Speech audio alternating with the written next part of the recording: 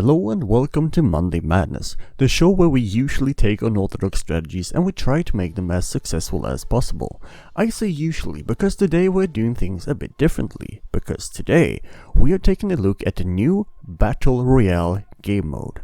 Needless to say, I am a big fan of this game mode, and this video aims to help you to have more success in your own Battle Royale games and to showcase the strongest strategies. Now, there won't be any silly strategies or impossible challenges this week, so if this disappoints you, then leave a dislike below and come back next week. Now, let's get on with the video.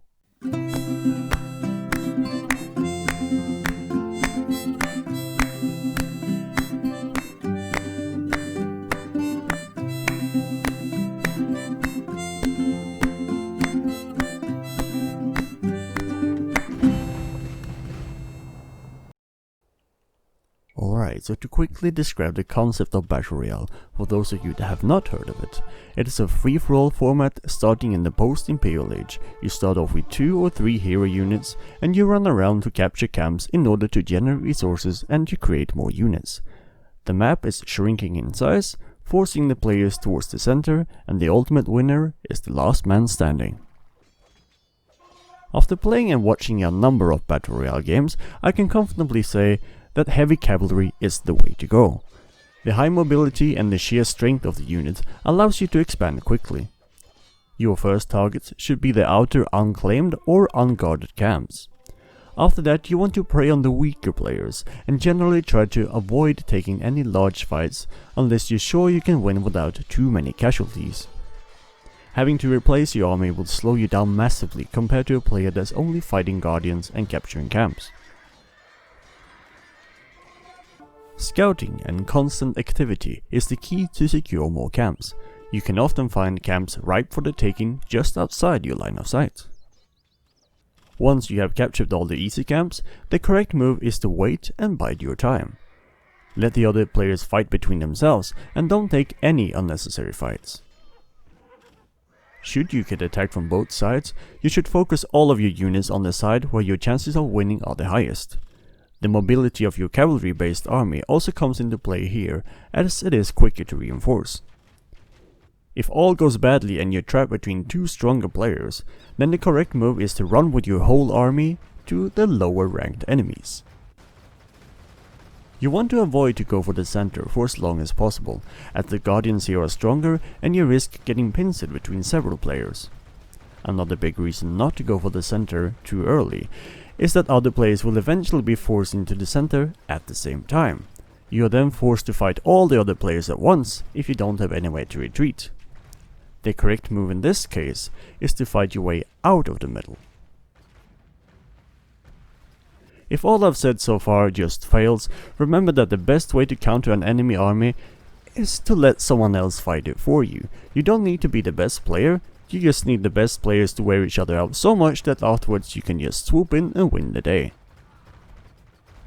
So to quickly summarize, you expand quickly, you don't take bad fights, and you don't rush towards the middle. With these rules in mind, let's review a few games. Right, first off we're going to take a look at the game from a Battle Royale showmatch from this weekend that was hosted by former SChade, now KrisB. The games were all really good, and I highly recommend that you go watch the VOD from the stream. I will link it in the description of this video. But now, on with the game. Our player in focus will be PPC. PPC is playing as the Turks, which is not the best civ for this game mode, but there are certainly worse ones. PPC is using his cavalry to quickly expand and capture many camps and quickly finds his way to the top of the scoreboard. After a while though, he finds himself stuck between a rock and a hard place, the rock being Brix's siege onagers, and the hard place being the rattan archers and elite battle elephants from Shadow. So PPC chooses to do nothing. After yet another while, he's forced to take the fight against Brix, and he's taking heavy casualties in the process. After this fight, PPC's army is mainly consisting of cav archers, which really don't stand up to war wagons or rattan archers. But thanks to the high mobility of the cav archers, he can avoid fights for as long as possible, and thus forces enemies to fight each other. In the end, he manages to snatch away the victory just before the map disappears entirely, There was absolutely no way he could have won this game if he had taken the fights, so well played PPC. Our next game is sent to us by the mad lad himself, Brix. Brix is playing as the Slavs, which is arguably a decent civilization. But Brix is having a rough start. He can't get his units out quick enough, and he falls behind in production. He later on gets chased off by a stronger player, and he's even down to his last hero unit. Luckily, he's smart enough to run away, and he finds refuge in an unguarded camp where he can get out some more units. But meanwhile, on the other side of the map, Red owns almost half the map. Brix is allowed a moment to breathe, and he uses this to get his numbers up and claim some nearby camps. What's really good here for Brix is that he stays away from the middle of the map. Unlike the red player, who was by far the strongest player, he then rushed into the middle of the map, and now he's forced to fight all the remaining players at the same time as the map is forcing them in. Later on, Brix almost falls into the same trap himself when he pushes deeper and his camps get captured behind him, but he realizes in time and recaptures them before disaster strikes. In the end, Brix wins by holding on to all the castles in the center, as the opponents seem content by fighting each other. Well played, Brix. That's one heck of a comeback from being down to your last unit.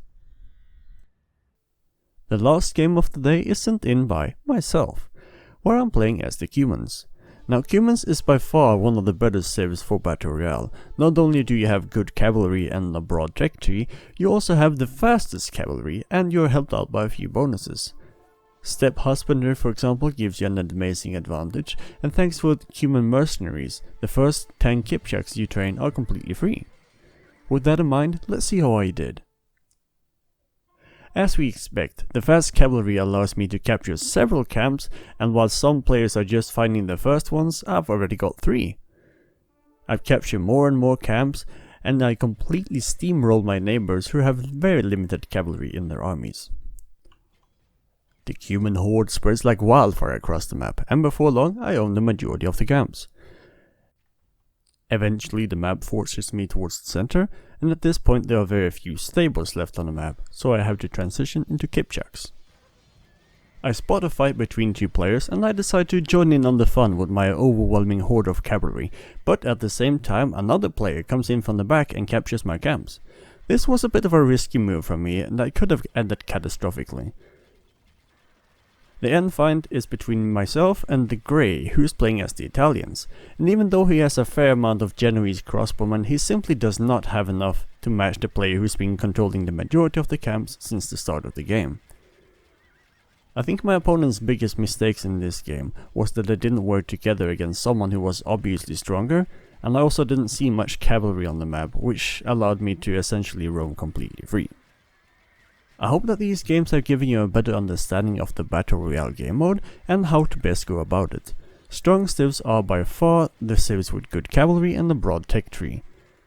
If the civ also have some bonuses in addition to these, you can be sure that it's a good one. My favorite civs were Cumans, Franks, Huns, and Indians. I want to thank you for watching this week's episode of Monday Madness. If you haven't already, feel free to give this video a like, and remember to subscribe not to miss out on future videos. In the description of this video, you will find the links to my social media where I will be posting when the next video is uploaded. Should you like to take part in the next video, you can also join my Discord where I will be posting the next week's strategy. Bye for now and have a nice week.